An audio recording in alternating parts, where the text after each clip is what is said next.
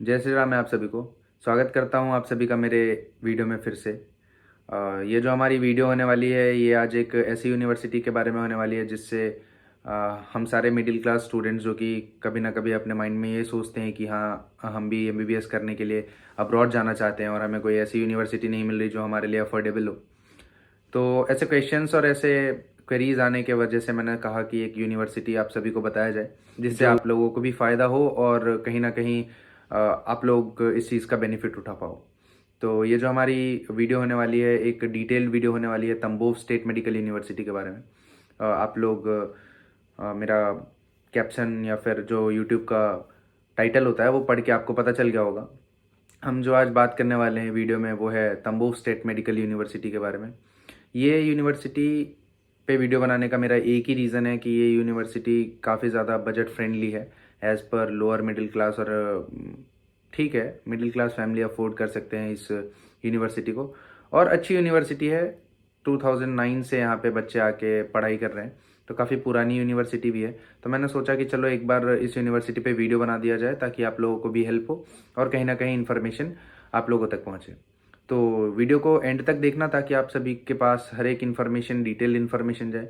ठीक है, तो वीडियो को एंड तक देखना और अगर आपको अच्छी लगे, आपको कोई चीज़ में क्वेरी हो, कोई क्वेश्चंस हो तो आप वीडियो देखने के बाद मुझे कांटेक्ट कर सकते हो।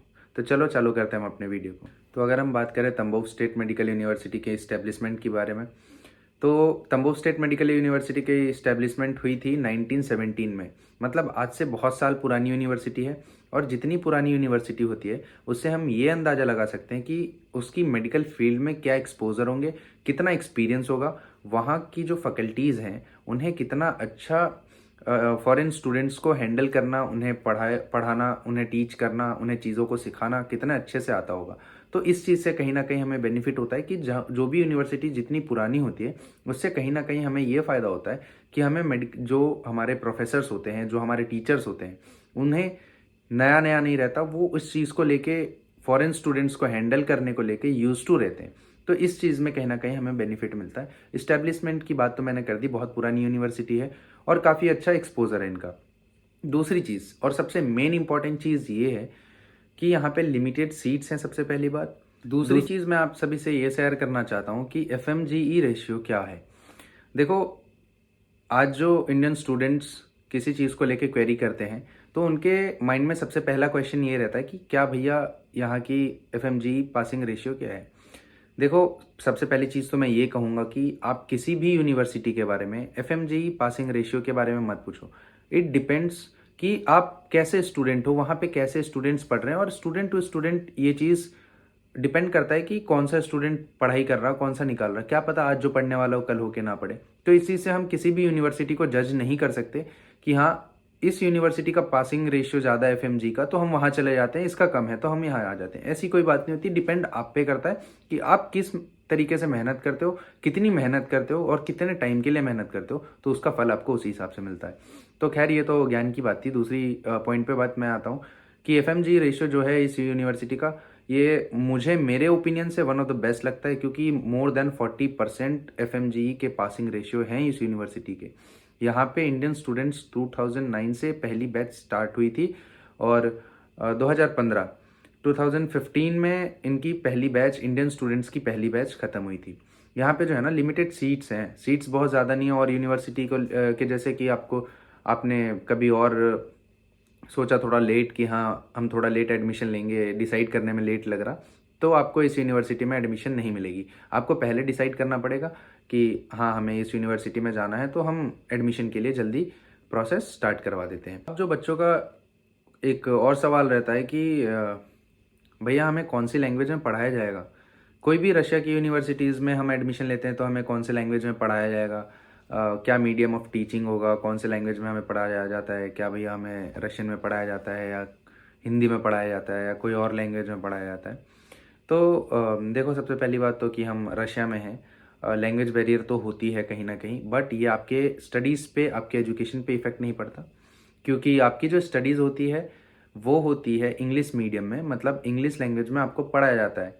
आपकी यूनिवर्सिटी में आपके प्रोफेसर्स होंगे, आपके टीचर्स होंगे, डॉक्टर्स होंगे, जिनके साथ नर्स होंगे, जिनके साथ आप पढ़ोगे, आप काम करोगे, तो वो आपको इंग्लिश में ही एक्सप्लेन करेंगे, आपको इंग्लिश में ही पढ़ाएंगे। तो अगर आपको कोई ये कह रहा कि हाँ रशिया के लोग जो हैं वो इंग्लिश कम कह बोलते हैं, मैं तो ये कहूँगा रशिया के लोग इंग्लिश बोलते ही नहीं है। मतलब आप ये समझ लो 100% में से 1 या 2% ऐसे लोग होंगे जिन्हें इंग्लिश आती होगी। तो लैंग्वेज बैरियर यहाँ होती है, बट आपके यूनिवर्सिटी में ये चीज़ नहीं होगी, क्योंकि यूनिवर्सिटी के जो टीचर्स होते हैं, जो प्रोफेसर्स होते हैं, वो कहीं ना कहीं लैंग्वेज सीख के फिर यहाँ पे पढ़ा रहे होते हैं, और वो आजकल से नहीं पढ़ा रहे हैं, वो बहुत पुराने प्रोफेसर्स होते हैं, बहुत एक्सपीरियंस्ड होते हैं, तो उन्हें सारी चीज़ें आती है। तो लैंग्वेज के बारे में आप लोगों को बिल्कुल भी टेंशन नहीं लेनी कि हाँ हमें कौन सी लैंग्वेज में पढ़ाया जाएगा। आपकी जो मीडियम ऑफ टीचिंग होगी, जो आपको टीचर्स पढ़ाएंगे, जो आपके प्रोफेसर्स डॉक्टर्स जो आपको सिखाएंगे सारी चीज़ें, वो इंग्लिश में सिखाएंगे। तो आपको लैंग्वेज बैरियर आपके स्पेशली आपके एजुकेशन में नहीं आएगी। एक चीज़ आती है और कि इस यूनिवर्सिटी के बारे में, या फिर बच्चे ऐसा पूछते हैं कि भैया हमें ना मॉस्को के आसपास कोई यूनिवर्सिटी बता दो, क्योंकि मॉस्को रशिया का एकदम ऐसी सिटी है, मॉस्को हो गया, सेंट पीटर्सबर्ग हो गया, जो कि लोग किसी भी देश में किसी कोने में हो इस सिटीज़ को जानते ही हैं। मॉस्को हो गया, सेंट पीटर्सबर्ग। तो कहीं ना कहीं बच्चों को चाहत होती है कि भैया मुझे इस सिटीज़ के अराउंड कहीं सस्ती यूनिवर्सिटी मिल जाए तो ज़्यादा अच्छा है, कभी हम घूमने चले जाएं, या जो भी हो, डिपेंड्स कि बच्चों की चॉइस क्या है। तो एक चीज़ और प्लस पॉइंट यहाँ ये आती है बच्चों को, कि जो बच्चे मॉस्को के आसपास यूनिवर्सिटी ढूंढ रहे हैं उनके लिए ये यूनिवर्सिटी है, क्योंकि यहाँ से मॉस्को से जो हमारे तंबोव स्टेट मेडिकल यूनिवर्सिटी का डिस्टेंस है वो अराउंड 360 टू 400 किलोमीटर के आसपास है। और एक चीज़ और है कि ये एक रिसर्च बेस्ड यूनिवर्सिटी है, ठीक है, कि यहाँ पे बहुत ज़्यादा रिसर्च होते हैं, रिसर्च पे काम करते हैं वहाँ के प्रोफेसर्स, वहाँ के डॉक्टर्स जो भी हैं। तो ये एक स्पेशली यहाँ का ये एक स्पेशलिटी है कि वो रिसर्च बेस्ड यूनिवर्सिटी है। और तो और बहुत सुंदर जगह है, ब्यूटीफुल सिटी। और एक चीज़ और है कि हाँ वहाँ का जो वेदर है वो बहुत ज़्यादा बच्चों को परेशान नहीं करता। और हाँ ये चीज़ मुझे मेंशन करनी ही थी कि जो बच्चे ऐसा सोचते हैं कि रशिया जा रहे हैं वहाँ तो ठंड होती है, बट कुछ कुछ सिटीज़ ऐसे होते हैं जहाँ पे थोड़ी कम ठंड पड़ती है, तो आप यहाँ पे जा सकते हो, क्योंकि इसका जो वेदर होता है ना बहुत ज़्यादा कंफर्टेबल वेदर है वहाँ का। तंबोव मेडिकल यूनिवर्सिटी का काफ़ी ज़्यादा अच्छा वेदर है, आप कंफर्टेबल हो जाओगे। यहाँ की जो डिग्री होती है मुश्किल से मुश्किल -10 टू -15 पहुँच जाता है, इससे ज़्यादा नहीं जाता है। और गर्मियों में नॉर्मल आप जितनी इंडिया में झेलते हो उतना आपके लिए काफ़ी है, वहाँ पे रहता है। बाकी और अदर यूनिवर्सिटीज़ में अलग अलग डिपेंड करता है आप कौन सी जगह जा रहे हो, कितना ठंड पड़ता है। बट कुछ बच्चे का ये भी रहता है कि हाँ हमें कुछ हेल्थ इशूज़ हैं, या फिर हमें ज़्यादा ठंड वाली जगह पे नहीं जाना, तो आपके लिए ये जगह अच्छा है कि आप यहाँ जा सकते हो, और काफ़ी अच्छी सिटी भी है। तो एक चीज़ और, सिटी से मुझे ये याद आया कि हाँ वहाँ की पॉपुलेशन भी काफ़ी ज़्यादा अच्छी है, तो आपको मेडिकल एक्सपोजर भी बहुत ज़्यादा अच्छा मिलेगा। कि हॉस्पिटल के जो आउटफ्लो होते हैं, लाइक हॉस्पिटल के जो पेशेंट फ्लो होते हैं, कि हॉस्पिटल में पेशेंट आते हैं कितने, चेकअप के लिए पर डे कितने जाते हैं, तो ये काफ़ी ज़्यादा अच्छा होता है। इससे क्या होगा कि जब आप इन फ्यूचर के लिए आप first year, second year, third year में जब आपकी हॉस्पिटल में इंटर्नशिप होगी फर्स्ट ईयर से, या फिर आपको हॉस्पिटल में ड्यूटी लगाया जाएगा, तो आपको वहाँ पे सीखने मिलेगा। एक्चुअली क्या है ना कि एक चीज़ है कि रशिया की जो पॉपुलेशन है वो वर्ल्ड में बहुत ज़्यादा कम है, तो इससे लोगों के मन में ये भी रहता ना कि रशिया की तो पॉपुलेशन कम है, तो क्या हमें मिलेगा एक्सपोजर, मेडिकल एक्सपोजर, क्या हमें क्लिनिकल एक्सपोजर इतना ज़्यादा मिलेगा या नहीं मिलेगा, हमें सीखने मिलेंगी चीज़ें या नहीं मिलेंगी। तो इस चीज़ से मैं आपको इस चीज़ पे एक चीज़ बताना चाहूँगा कि ये जो यूनिवर्सिटी है ना, और जहाँ पे ये लोकेटेड है उस सिटी का काफ़ी अच्छा पॉपुलेशन भी है। तो ऐसा नहीं है कि आपको मेडिकल एक्सपोजर नहीं मिलेगा, काफ़ी अच्छा मेडिकल एक्सपोजर भी मिलेगा, आपको सारी चीज़ें सीखने भी मिलेंगी। अगर हम बात करें रिकग्निशन की, कि कहाँ कहाँ से रिकग्नाइज्ड है, किस किस ऑर्गेनाइजेशन से रिकग्नाइज्ड है, तो WHO हो गया, हमारा NMC हो गया, USMLE हो गया, AMC हो गया, ये हर जगह से रिकग्नाइज्ड है, वर्ल्ड वाइड रिकग्नाइज्ड यूनिवर्सिटी है। इसका मतलब ये होता है कि आप अगर यहाँ से डिग्री ले रहे हो, आप यहाँ से MBBS अपनी कंप्लीट कर रहे हो, तो आपकी जो डिग्री होगी ना वो all over the world valid होगी। ऐसी नहीं है कि आप अगर रशिया में कर रहे हो तो आपका डिग्री जो है वो सिर्फ और सिर्फ रशिया में वैलिड होगी, नहीं, आपकी डिग्री जो है वो इंडिया में भी वैलिड होगी, आपकी डिग्री वो US में भी वैलिड होगी, ऑस्ट्रेलिया वगैरह में भी वैलिड होगी, तो हर जगह से रिकग्नाइज्ड है। और हाँ एक चीज़ और मैं आपको बताना चाहूँगा कि कभी भी आप कोई सी भी यूनिवर्सिटी आप चूज़ करो तो आप सबसे पहले ये चीज़ देख लो कि कौन कौन से ऑर्गेनाइजेशन से वो रिकग्नाइज्ड है। बस ये एक पॉइंट अंडरलाइन कर लेना कि आप कोई भी यूनिवर्सिटी देखो, ज़रूरत नहीं या कोई जोर ज़बरदस्ती नहीं कि सिर्फ आप यही यूनिवर्सिटी देखो, आप कोई सी भी यूनिवर्सिटी देख लो, बट जब आप किसी भी यूनिवर्सिटी के बारे में सोच रहे हो कि हाँ हम यहाँ एडमिशन लेंगे, तो आप ये चीज़ ज़रूर ध्यान में रखना कि कौन कौन से ऑर्गेनाइजेशन से वो रिकॉग्नाइज्ड है, क्योंकि इस चीज़ से बहुत ज़्यादा फ़र्क पड़ता है। बात करें अगर हम फ़ीस स्ट्रक्चर की, तो फ़ीस स्ट्रक्चर में आप ये समझ लो, आपकी जो हॉस्टल की फ़ीस होगी, आपकी जो यूनिवर्सिटी की फ़ीस होगी और आपका जो बायोमेट्रिक्स होगा, ये 3,50,000 पर ईयर होगा। ठीक है, 3,50,000 पर ईयर इंटू 6 करेंगे, क्योंकि 6 ईयर्स का कोर्स होता है, तो ये समवेयर 21 के आसपास हो जाएगा, 21 लाख।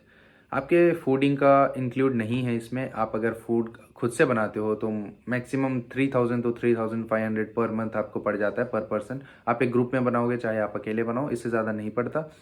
तो आप 3,000 से 3,500 रुपये पर मंथ आप स्पेंड कर रहे हो अपने इस पे खाने पे, कि कहीं ना कहीं इन टोटल जो है 25 to 26 लाख रुपीज़ जो है आपका पूरा MBBS में लग जाएगा।